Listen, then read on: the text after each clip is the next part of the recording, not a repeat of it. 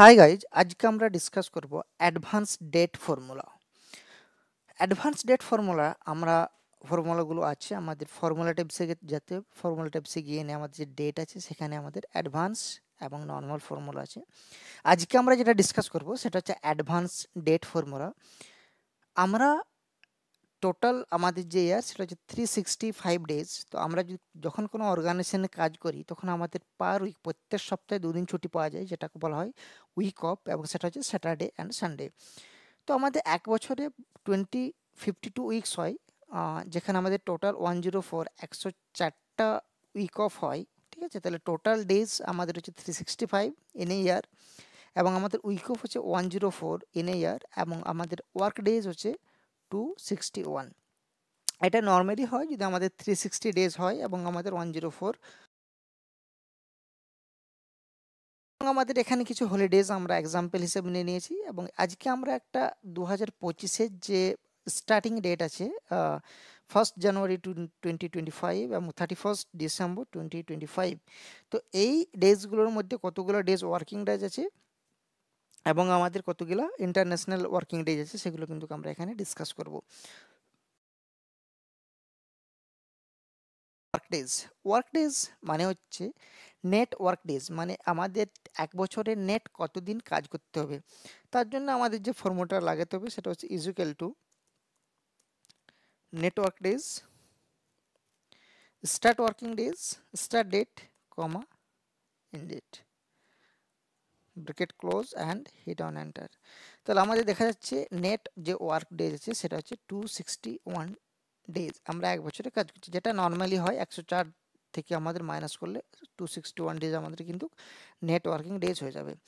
Next আমরা একটা net working days বার করবো, এবং সেখানে আমাদের কিছু ন্যাশনাল হলিডে থাকে, যে হলিডেগুলোতে আমরা কিন্তু কাজ করি না। উইক অফ ছাড়াও আমরা কিছু হলিডে পাই, সেগুলোতে কিন্তু আমরা কাজ করি না, রাইট। তো আজকে আমরা দেখবো 26 and 26 Republic day, 26 January and 15 August আমাদের ইন্ডিপেন্ডেন্স ডে।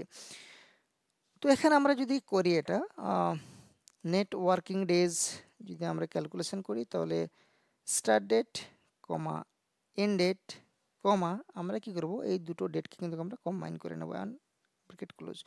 দুটো ডেটকে কম্বাইন করে নিচ্ছি এবং আমরা ব্র্যাকেট ক্লোজ করছি, এবং এই ফর্মুলাটা আমাদের কি করবে, এই ডেটগুলো যদি কখনো স্যাটারডে সানডেতে চলে আসে তাহলে সেগুলো তো কিন্তু ক্যালকুলেশন করবে না।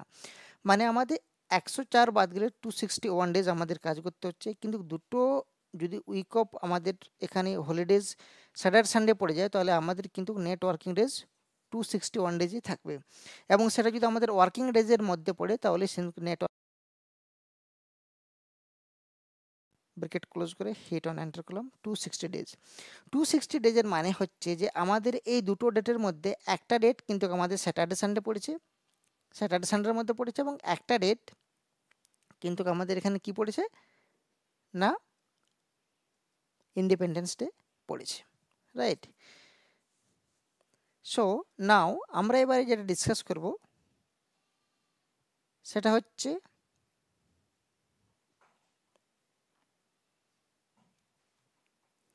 Net work days international working days করার জন্য আমাদের কী করতে হবে। দেখো আমাদের যেমন ইন্ডিয়াতে স্যাটারডে সানডে উইক অফ দেওয়া হয়, হতে পারে অন্য কোনো কান্ট্রিতে Monday Tuesday, Tuesday Wednesday, Wednesday Thursday, Thursday Friday, যে কোনো দিন কিন্তু উইক অফ হতে পারে। তো সেখানে যদি উইক অফটা অন্য কোনো দিন হয় তাহলে তাদের নেট ওয়ার্কিং ডেজ কত হবে, এবং তাদের হলিডে যদি সেম থাকে সেখানেও হলিডে যদি আমরা সেম ডেকে কনসিডার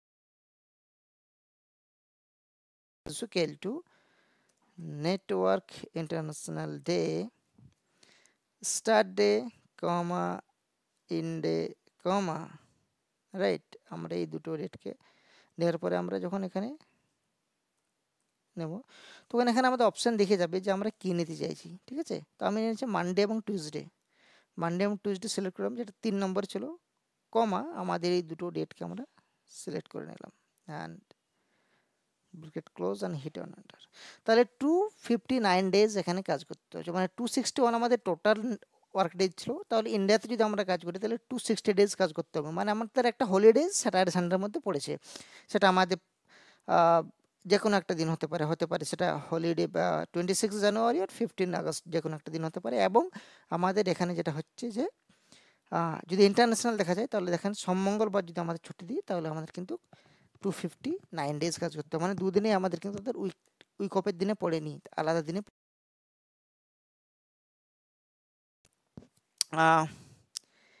কি দিনে ছিল তাহলে আমরা এটা ইজুক্যাল টু, এখানে আমরা এই রেটটা নিয়ে নিচ্ছি, তাহলে এন্টার, এই রেটটা চলে আসছে, রাইট। এবং এটাকে আমি একটু এক্সপান্ড করে নিই, now it's come with 18, right, and simultaneously we have to done the sum is equal to this one, right.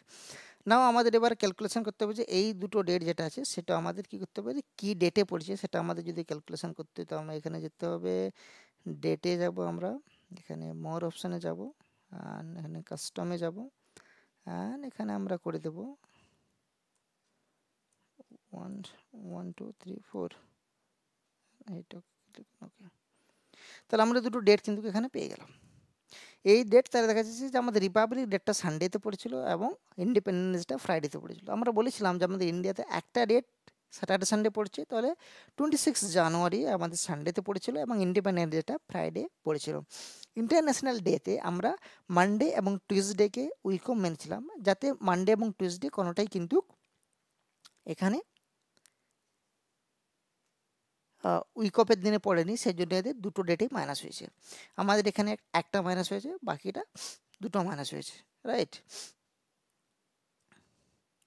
তো thanks for watching this video. এবং একইরকমভাবে আমরা এখান থেকে ডেটটা কিন্তু ক্যালকুলেশন করতে পারি। আমাদের কিছু ডেট যদি দেওয়া থাকে সেখান থেকে আমরা সানডে মানডে টিউসডে এখান থেকে কিন্তু এইভাবে ক্যালকুলেশন করতে পারি যে আমাদের সেই পার্টিকুলার ডেটটা কী ডে ছিল। সিম্পল ফর্মুলা, সেই ফর্মুলাটাকে আমরা কাস্টমাইজে গিয়ে নিয়ে ডি করে দিলে আমাদের কিন্তু এখানে ডেটে ডেতে কনভার্ট হয়ে যাবে, কোন ডে ছিল, মানডে টিউসডে ওয়েডনেসডে যে কোনো দিন ছিল সেটা কিন্তু আমরা এখানে খুব সহজেই ক্যালকুলেশন করতে পারি।